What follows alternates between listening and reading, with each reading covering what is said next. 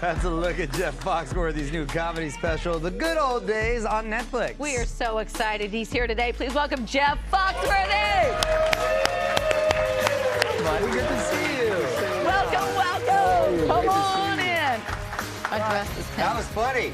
That was funny. And we want to get to your new special in a second, but first, congratulations on becoming a grandparent. I had no idea I had that much untapped love inside of me. I'm dead serious. I never knew I was going to love a human being this much. You know, it's funny that you say that because you obviously have kids. Yeah. You say, I would have not had kids to had him. Well, that's what I'm saying. I see it side of my dad. I'm like, where's this guy? Yeah. When I was a kid, who's this softy? And that's what my kids say. They're like, Dad, I tell my grandson, my house is where the answer is always yes. Aww. Whatever it is, the answer is yes. That's and awesome. the cool thing, my daughter got on Jerry Springer, so we were able to find out who the father is without spending any of our own money. So congrats. Yeah.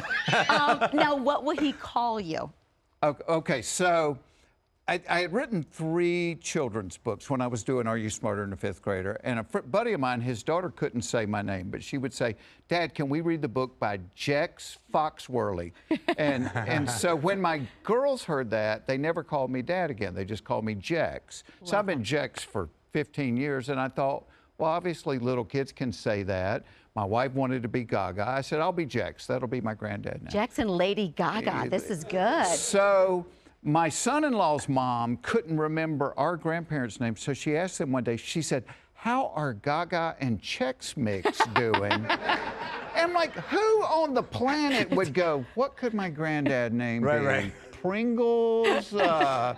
And so once the kids heard that, they won't call me Chex. Now they just call me Chex Mix. Chex Mix. And so when I walk in to see my grandson, they all yell, Chex Mix.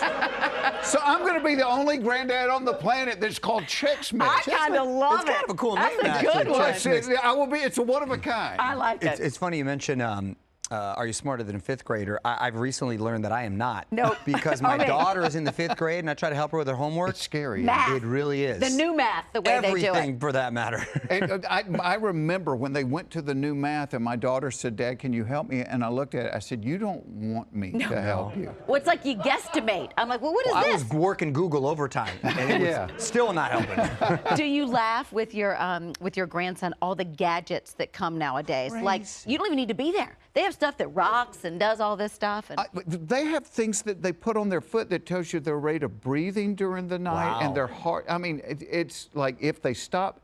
I'm like, my mother, when the thermometer broke, my mom let us play with the mercury, you know? Right. My parents had a 500-pound television on top of an aluminum TV tray, you know? Exactly. My dad was like, let him pull it on his head. He'll learn. He'll learn. Happens He won't one. do it again. You still taking family vacations with the whole family? Oh, we do. Take them all. Yeah. But tell her why you did the family vacations as a sort of a thank you for the material. Well, it started with my in-laws because I talked about them so much that they were getting upset about it. And so I finally said, look, I'm going to talk about you. I can't help it, but I'll take you on a fabulous vacation as a result. And they were like, okay. And then I would get them on vacation, and I'd come up with 20 more minutes of material, and I'm like, hell, I owe them another vacation. It's a good trade-off. So it was like a 20-year loop. I couldn't get out of it. That's the best. And now my son-in-law, he's like, I heard you tell that joke about your daughter going on Jerry Springer. I said, you want to go on vacation with me? Yeah. Exactly. That's how it works. Aloha. No. Yeah. I think it's cool that this is your first solo special in over 20 years. Yeah. It doesn't feel like that. That's hard to believe. Well, I did some for Showtime and some for HBO. Well, then we did like 3 blue-collar comedy tour movies, and then I did one with Bill Engvall and Larry the Cable Guy, and I did one with Larry. And somebody said, you know, you haven't done one by yourself in like 20. And I said, really? And so I took the challenge because it's hard. You have to say, I'm not doing this material that's killing. I'm not doing it anymore, and I'm going to start from scratch. Oh, that's hard. And back to Monday nights in the club with 20 people there, and you're like, hey, is this funny? Is this funny? That's the thing about comedy. Yeah. Huh? It's kind of like a fighter staying in shape. You always got to Well, and the thing that fascinates me about stand-up is you would think, if you laid carpet for 30 years, you'd know, hey, this is what you do in the corner. This works on the stairs. After more than 3 decades, I still don't know what people are going to laugh at. And the only way you find out is to get in and grind it out and work. But that's kind of what makes it fascinating to me. I love all the products that you rep. Give us a product that didn't make it. Is there one that you're like, this is going to be awesome, and it was just a stinker? Somebody was pushing me to do redneck vitamins at one time. That's a good idea. And I said, so you think we need to sell vitamins to people that the healthiest thing they eat all day long is a pixie stick? I don't think this is going to work. But I've been lucky to do a lot of different things. The games, I found out my favorite games are like when I'm sitting around with my family and everybody's just laughing. Yeah. I tell myself before I go on stage, everybody you're going to look at is going through some kind of a struggle.